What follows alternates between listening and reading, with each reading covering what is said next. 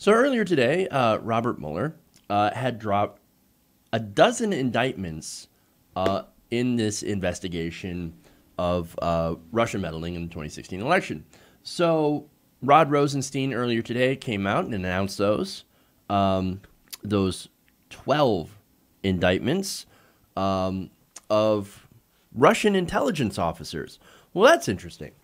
So Russian intelligence, they were involved in basically trying to influence the election. Well, according to intelligence agencies and according to Robert Mueller, his investigation, that is yes.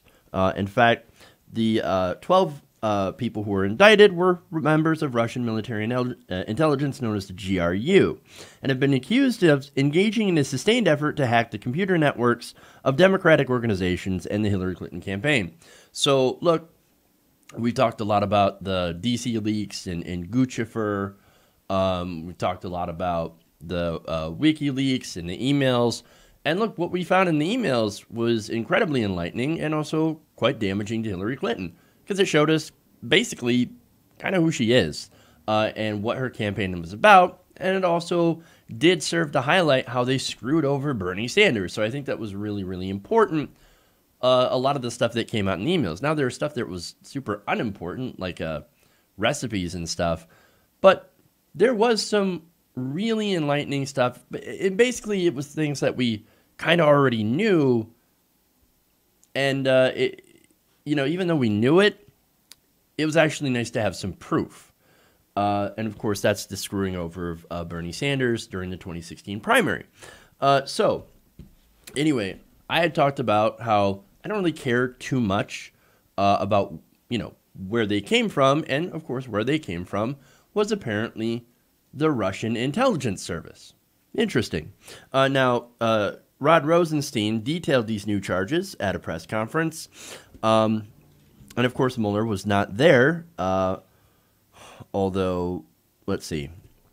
Let me get some more information here about this. Now, the announcement comes days before President Trump is due to meet with Russian President Vladimir Putin in Finland. Now, Rosenstein said he briefed Trump earlier this week on the charges. Now, just hours before Rosenstein had made his announcement, according to the New York Times, Trump had a news conference himself in England. So he's there in the UK. And he said, quote, "I think we're being hurt very badly by I would call it the witch hunt. I would call it the rigged witch hunt. I think that really hurts our country, and it really hurts our relationship with Russia." Well, actually, what hurts our relationship with Russia is when they hack in and they try to make sure that somebody wins or attempts to try to make somebody win an election. I'm just saying. And look, if you want to levy charges at the DNC for doing the same thing to Bernie Sanders, feel free. They're both wrong. So, anyway, because I know that there are people that are going to mention that as well. Look, if you're trying to influence elections, we do it all the time. Other countries do it all the time. Maybe we should stop and actually let democracy do its thing. I know the people who try to stop elections from being fair and honest and accountable, well, those are the people that don't believe in democracy. And it's very, very clear that Russia does not believe in any democracy, especially American democracy. But you could say that there are people in America that also don't believe in American democracy. So it's basically, look, there have been reports out where democracy is in danger all over the world because of, far-right groups and leaders and movements that are out there to try to basically install what we have, fascism or corporate oligarchy or even a kakistocracy, which is a very interesting word. But anyway, let's get into some more details here. Now, Rosenstein said the suspects worked to hack into computers, steal documents, and release those documents with the intent to interfere with the election. The hackers also created false online personas known as DC leaks and Guccifer to try to disguise the Russian origins of their work, according to Rosenstein. Now, what's interesting is that here you have Roger Stone that has openly admitted to talking to Guccifer, who basically is actually a Russian intelligence agent. Now, look, Roger Stone, very likely he didn't know that he was talking to Russian intelligence. So, nonetheless, he wittingly or unwittingly worked with Russian intelligence. I don't know if he's going to get in trouble for that, but Mueller is already starting to look into him. So that's going to be very interesting.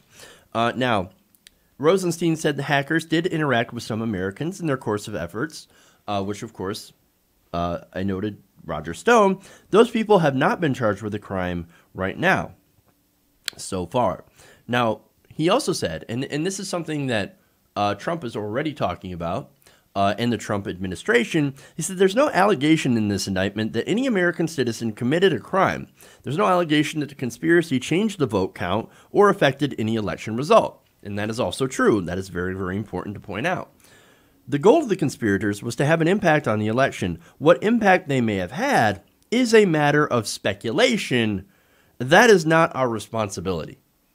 And so, overall, basically Rosenstein is saying, look, yes, the Russians hacked into the DNC with the goal of trying to influence our election to get somebody like President Trump elected.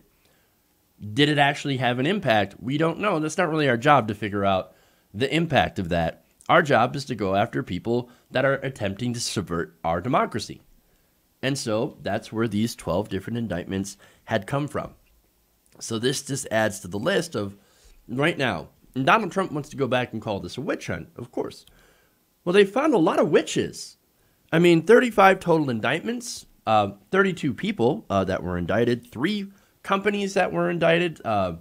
There were 5 guilty pleas. There's Paul Manafort's right now in jail. Lock him up. Lock him up. I would say they found a few witches in this hunt. So, look, man, this is interesting. So this investigation continues to keep turning up evidence that there was an effort to impact our elections. So what do we need to do? We need to protect our elections. How do we do so? Well, look, their primary effort was to run social media ads, right? Now, not only run social media ads, of course, we've seen that, and I don't think that had that big of an impact, to be honest with you, but it was there, and they did do that. But also, there's hacking. Well, how do you protect from hacking? You actually have servers that are difficult to hack into. As far as votes, none of the vote totals were changed. So, nonetheless, there is always that risk that voting machines can be hacked into. So what do? Hand-counted paper ballots. You make sure that they are accountable.